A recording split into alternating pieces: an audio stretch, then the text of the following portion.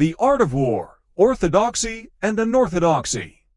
Welcome to our exploration of Sun Tzu's timeless masterpiece, The Art of War. Today, we're diving into a fascinating concept, the interplay between orthodox and unorthodox strategies in warfare. Sun Tzu begins by emphasizing the importance of careful calculation. He's not talking about devious schemes or cunning tricks, but rather a methodical analysis of the situation. It's all about weighing the pros and cons, assessing your strengths and weaknesses, and comparing them to your opponents. Now, picture yourself as a general in ancient China. You've done your homework, crunched the numbers, and determined that victory is within reach. What's next? Sun Tzu suggests creating a favorable situation or shy to complement your basic strategy. But what exactly is this shy? Think of it as leveraging the ever-changing circumstances on the battlefield to your advantage. It's about being flexible, adapting to new developments, and seizing opportunities as they arise. Sun Tzu dedicates entire chapters to this concept, highlighting its crucial role in warfare. Here's where things get really interesting. Sun Tzu drops a bombshell. Warfare is the way of deception. He's not advocating for constant trickery, but he recognizes that sometimes a bit of misdirection can be a powerful tool.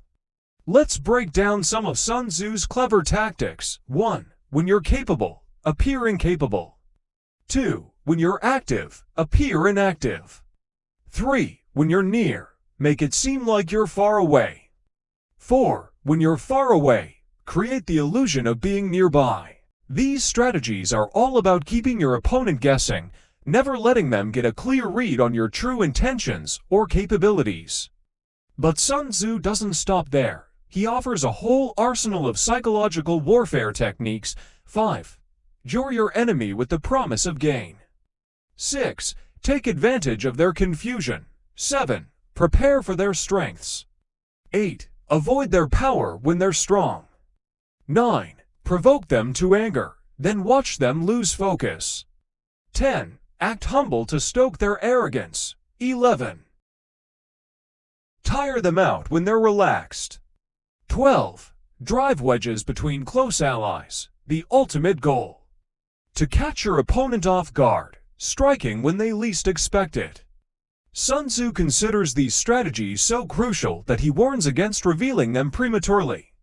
Now, you might be wondering, isn't all this deception and trickery a bit unsportsmanlike? But remember, Sun Tzu's philosophy isn't about glorifying combat.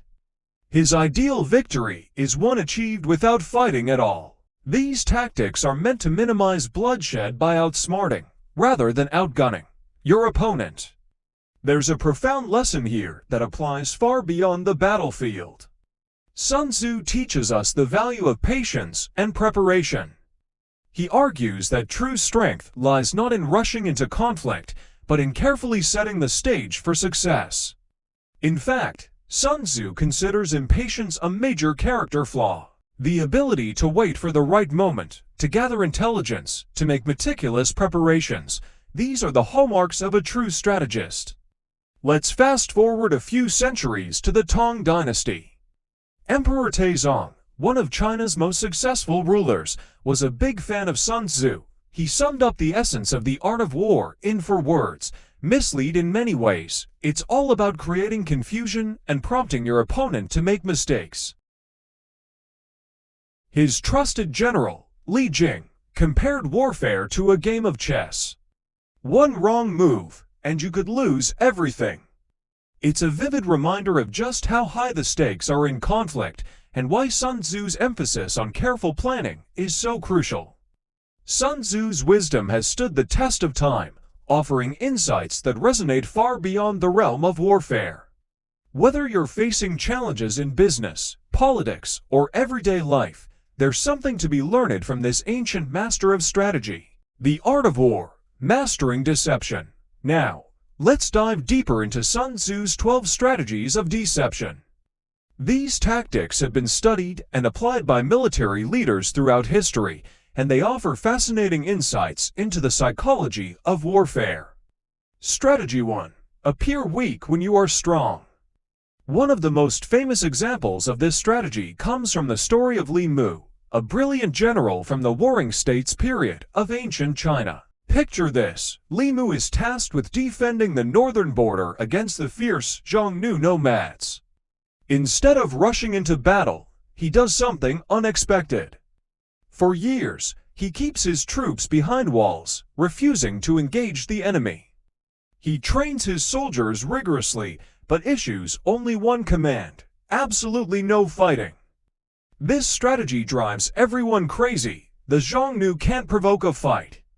Li Mu's own soldiers are itching for battle. Even the king starts to doubt Li Mu's courage. In fact, the king gets so impatient that he replaces Li Mu with a more aggressive general. But here's where it gets interesting. The new general's aggressive tactics lead to heavy losses. Realizing his mistake, the king begs Li Mu to return, and Li Mu. He plays it cool, pretending to be ill until the king promises not to interfere with his strategies. Back in command, Li Mu resumes his patient approach. He spends years building up his forces, boosting morale, and letting the Xiongnu grow complacent. When he finally decides to strike, it's with overwhelming force. In a single, decisive battle, Li Mu crushes the Xiongnu, securing peace for over a decade. This story beautifully illustrates Sun Tzu's principle of appearing weak when you are strong. Li Mu's patience and strategic thinking paid off in a big way. Now, you might be thinking, that's all well and good for ancient warfare, but what does it mean for me? Well, this principle has applications far beyond the battlefield. In business, for example, it might mean downplaying your capabilities to catch competitors off guard. In negotiations, it could involve holding back your strongest arguments until the right moment. The key takeaway here is the power of patience and preparation. Li Mu's success wasn't just about that one battle, it was about the years of disciplined work that came before it.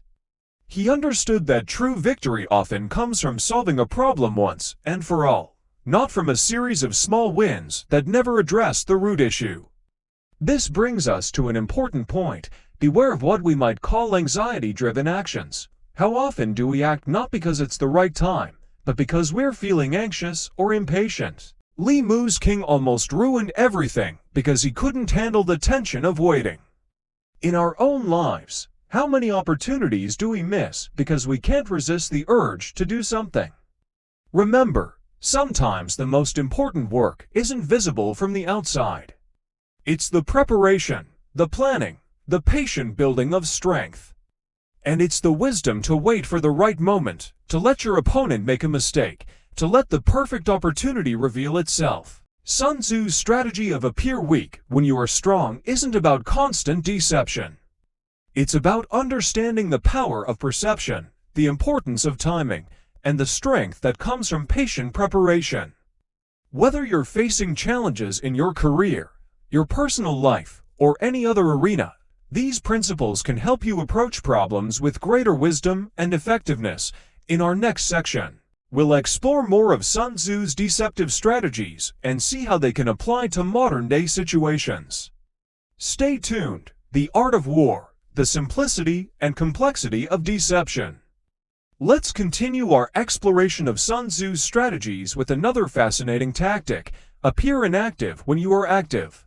This principle is closely related to the one we discussed earlier: appear weak when you are strong. Both are about creating false impressions to mislead your opponent. To illustrate this concept, let's delve into a famous incident from Chinese history, known as the Siege of Beiding.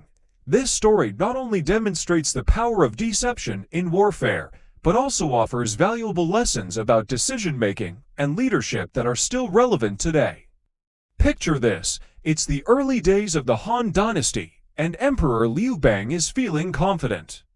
He's been winning battles against the Xiongnu, a nomadic people who've been a thorn in China's side for years. Flush with success, Liu Bang decides it's time to finish the job and attack the Xiongnu's homeland. But here's where it gets interesting. Liu Bang sends several scouts to assess the Xiongnu's strength. almost all of them return with the same report: the Xiongnu are weak. Their horses are skinny, their soldiers look feeble, we can definitely attack. However, one advisor, Lu Jing, comes back with a different story. He warns the emperor, it's a trap. The Xiongnu are deliberately showing us their weakest troops to lure us in. Now, put yourself in Liu Bang's shoes for a moment. You've been winning. Most of your advisors are telling you what you want to hear. One guy is saying the opposite. What would you do? Liu Bang, unfortunately, let his ego and impatience get the better of him. He not only ignored Lu Jing's warning, but threw him in prison for demoralizing the troops. Then he led his entire army straight into the Xiongnu trap. The result, a disaster. The Han army found itself surrounded by 400,000 Xiongnu troops. For 7 days and nights, they were trapped, suffering from cold and hunger. Many soldiers lost fingers to frostbite. The Xiongnu, far from being weak, displayed their strength with impressive cavalry units, each direction marked by horses of a single color, a show of organization and resources that put the Han army to shame. This incident beautifully illustrates Sun Tzu's principle. The Xiongnu appeared inactive when they were actually very active, luring their enemy into a false sense of security. But the story doesn't end there. Trapped and desperate, Liu Bang turned to his advisor Chen Ping, known for his cunning strategies. Chen Ping came up with a plan that involved bribing the Xiongnu leader's wife. He played on her fears and personal interests, convincing her that it was in her best interest to persuade her husband to let the Han army go. This part of the story teaches us another valuable lesson.